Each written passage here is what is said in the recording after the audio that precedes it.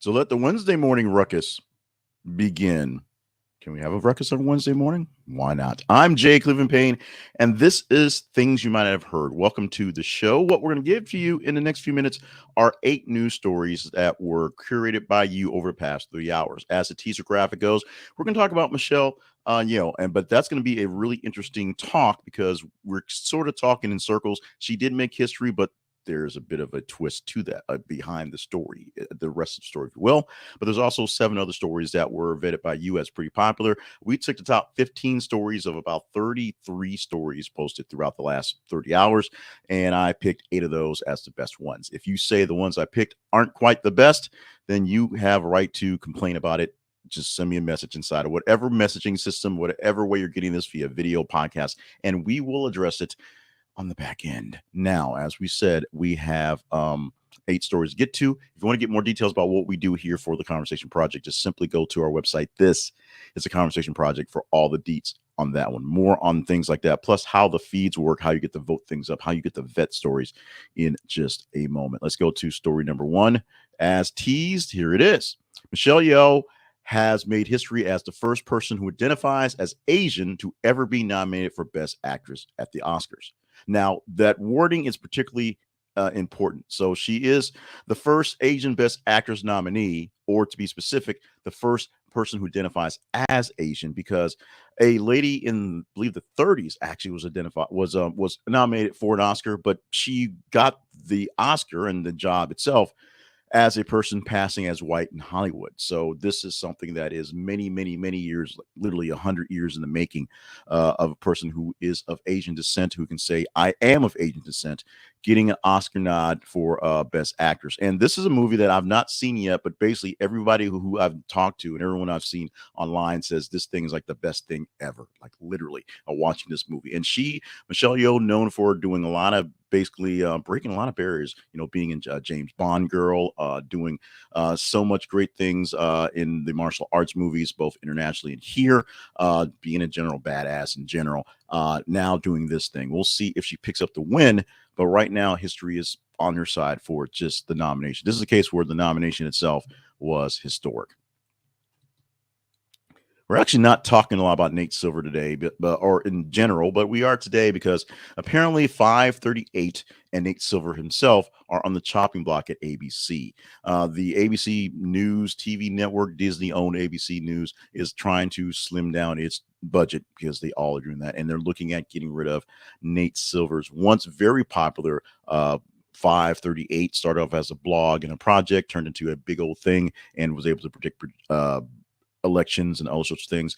Now seeing the data path where data and analytics things were the big deal, not such a big deal. So there's questions around the future of FiveThirtyEight. Started to emerge during a period of upheaval at the media industry itself, and with the broader economy, people needing more stuff for less resources.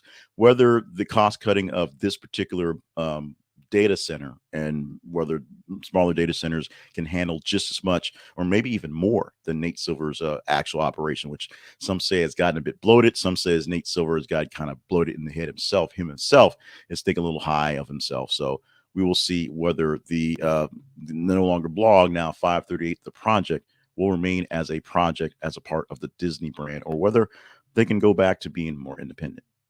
That's a possibility as well. Let's go to the next headline, which is Justin Bieber sells rights to songs for $200 million. He has now sold his music to Hypnosis, Hipgnosis, because the kids like the bad spellings.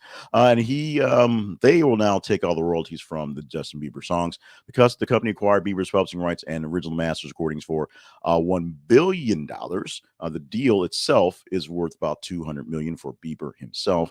The artists are increasingly doing this, selling their works right out to get big money up front.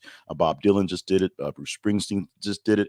They sold the rights to Sony for the back catalog. One of the weird things is these guys, Bob Dylan, Bruce Springsteen, are really, really, really old, and they're cashing in on decades of experience. Sure, Bieber has a few decades of experience, but I think he's still in his late 20s, not even 30s. So why he's selling out so early, and I say sell out in a good news because it's like the cash option for the lottery, I don't know. I don't understand. It's Biebs' money and Biebs' music. I don't listen to it, so it's none of my business. Let's go on to something that also isn't none of my business, but the world cares. And this is Jacinda Ardern's successor, Chris Hipkins, sworn in as New Zealand's PM. The 41st Prime Minister now is going to take things back to normals, taking the Labour Party back to something a bit more simpler, just going back to basics, simple block and tackling to get things done. Now, remember, Miss Ardern left the job as one of the youngest, I believe the youngest PM ever, a woman who was able to do a lot of, cool, jazzy things as a woman, had a baby and took the baby to the world conferences and, doing all stuff. Oh, look at my baby. And, Boris Johnson's like, oh, look at your baby, things like that. That went off the rails, so we're going to skip past that one. However, the actual serious part about this is Jacinda Ardern quit her job because she just quit her job. She said it's too hard and gave up on it. Before we go into any sort of women quitting jobs things, this is something that might be a trend for quitting jobs. Boris Johnson quit his job because the heat got too much for him.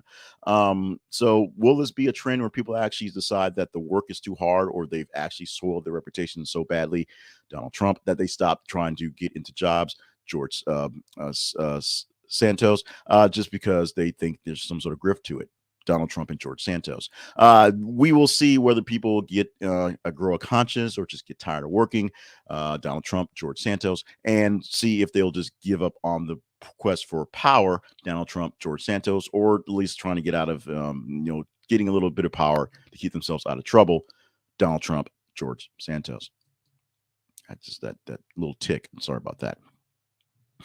Our next story. Amazon launches RX Pass, a $5 a month Prime add-on for all you need generic drugs covering 80 conditions. Very long headline, very interesting story. Popped out early yesterday, and people are going gaga for this. Amazon is trying to be Skynet by now not just taking over our lives and enslaving us, but essentially taking over our medications and enslaving us. Although this is a kind of good thing. Mark Cuban, of course, launched something similar to that, and this now Amazon, with its global reach of people, this is of course just here for the States right now, but its global reach of people will allow it to do what it can to just have its fingers in everything. Amazon can get a loaf of bread to you within a day because they have grocery stores and local delivery. So why can't they get your medications to you at a cheap price across the nation? Why not? Apparently, the why not's been answered, and you can sign up for RX Pass right now for an add-on if you're a Prime consumer for $5 a month. Lynette Hardaway, Diamond Silk, did not die of COVID-19, death certificate reveals. So Silk gave a really, really crazy commentary, and Donald Trump egged it on at the funeral procession for Diamond. Of Diamond and Silk, basically saying that, it's COVID vaccines killing folks out there. Why did COVID vaccine kill my friend? Except real name Lynette Hardaway did not die of COVID-19, as numerous liberals on social media had speculated. I don't know if it's liberals, but the Associated Press reports she died of heart disease due to chronic high blood pressure. She was already sick. She had high blood pressure, and it was already affecting her. It was not COVID-19. So commentators are sort of going back and forth on what's going on. And so it's a weird thing for these two.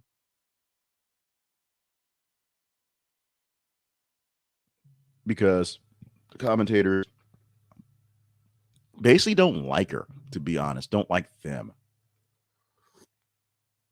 And so because they I guess they were former liberals who turned to the dark side of Trump because it made them money, the grift, and were big Trump supporters. Trump loved them to death, and most people that I know just couldn't quite understand where they were going with this grift.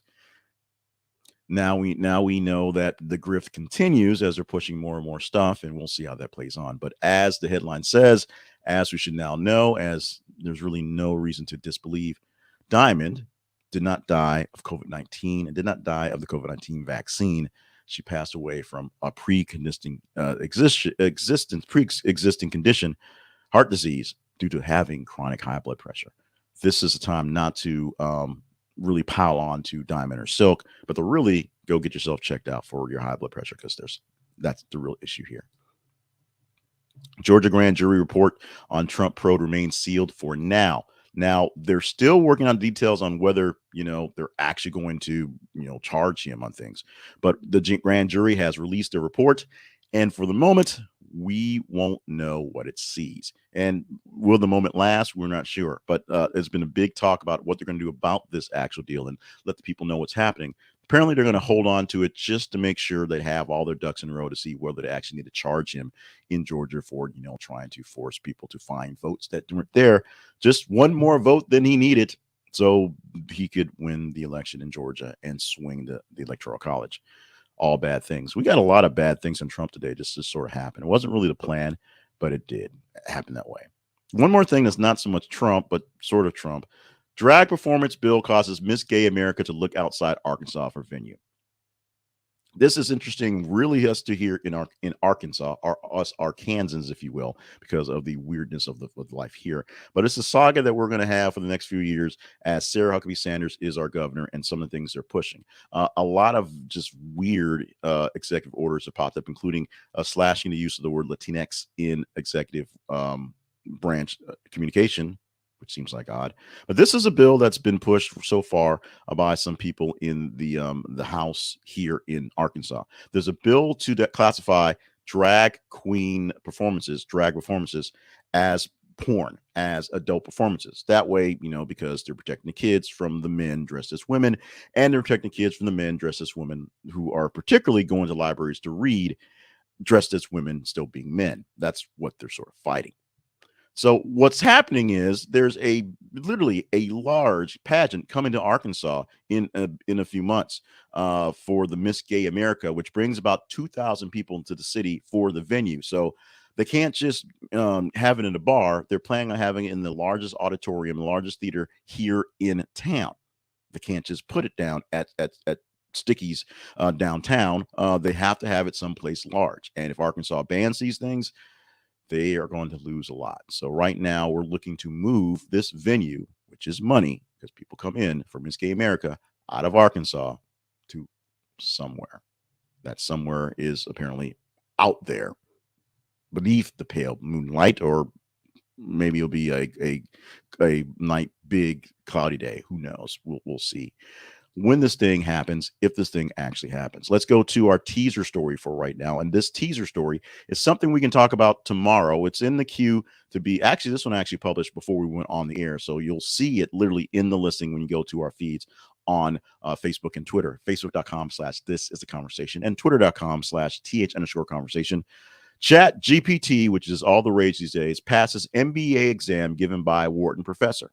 So is the chatbot smart enough to get through things? Now, one of the things that is the downfall of chat GPT is the fact that the data that is being inserted into it is a bit old. It's from about 2020 or so. So it's got now more or less 3 years of non-processed data that it can't access. So the new stuff it can't get to. But apparently it knew enough old new stuff to pass a exam. Is this worthy of conversation with y'all out there to be put into the list for the feeds for something vetted by me tomorrow, or curated by me, vetted by you?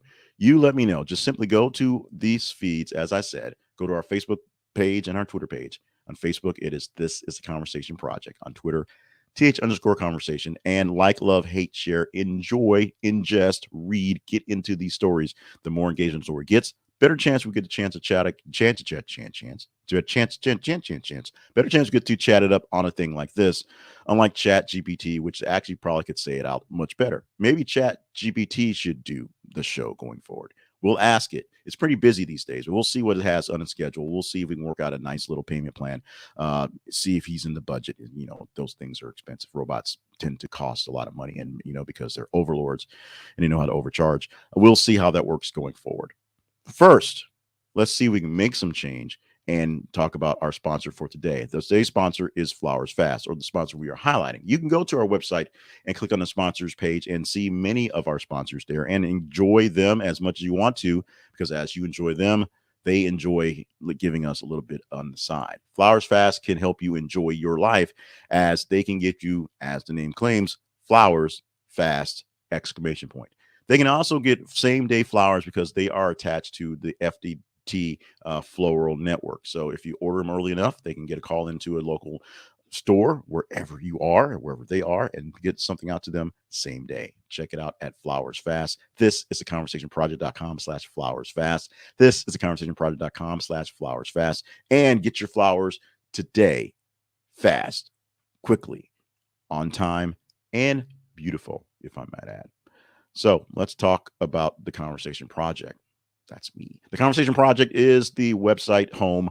This is the Conversation Project is the website home for the Conversation Project, where we try to have the best conversations with the most conversational people around the world. That is you around the world on the best conversational stories. That's the things I pull from the various sites. And I just simply put them on the websites so you can look at them and tell me, hey, this is interesting. Hey, this is not so interesting. Hey, I hate this and I don't really want to get engaged in this, but I will engage because I must, because I hate this. And that makes it interesting.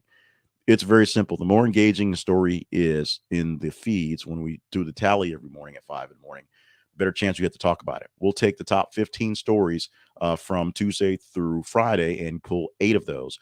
On Monday, we have about 90 stories from 3 full days. So we take the top 30 stories and only pull about 10. So we get those there. Find us anywhere you want to, because we're anywhere you want to be, via video, via podcast, via newsletter, by going to our website and clicking the links for those things. This is the conversationproject.com. And if we're offering you pretty good value, check out our partnerships page. See, there's some ways that we can partner up and we can do things together to help grow this thing and help grow some of your things as well, possibly. Now, comes the fun part. We go through all the chat and all the new stuff to have things you might not have heard, and we call these today things that you might not have heard, because we start off with birthdays. You may not have known that January 25th birthdays, people fairly famous celebrating birthday today, include Jenifer Lewis, who of course is a fabulous actress all around. The latest thing you can say she's doing is Blackish, and I think she's doing some cameos in the spinoff Grownish as well, because they all got to keep working. But Jenifer Lewis, star of stage, screen, and just fabulous lady. She may play my mom in the movie About Me, which I'll be played by, of course, the Denzel Washington impression done by Jay Farrow. Jenifer Lewis may be up for that one, although I'm sure I can't afford her. Volodymyr Zelenskyy, the president of Ukraine, who's out there fighting wars and giving speeches and showing Russians the finger, is 45 years old today. 45 years old. Volodymyr Zelenskyy, a former TV comic who did a TV show about somehow ended up being the president, and somehow ended up fighting a war against Russia, as I said, showing the finger to Vladimir Putin. 45 years old today. Makes you feel like you did not accomplish very much. Makes me feel like I didn't accomplish very much. And Alicia Keys, one of the people on the list for my future ex-wife, is 42 years old today. Today, January 25th, is the day that is exactly 11 months until Christmas. So we're going to tell you it's 11 months until Christmas. Now, normally we wait till December 1st to remind you day by day how many days it is till Christmas, or November, the end of November. There's 25 days in the last day of November.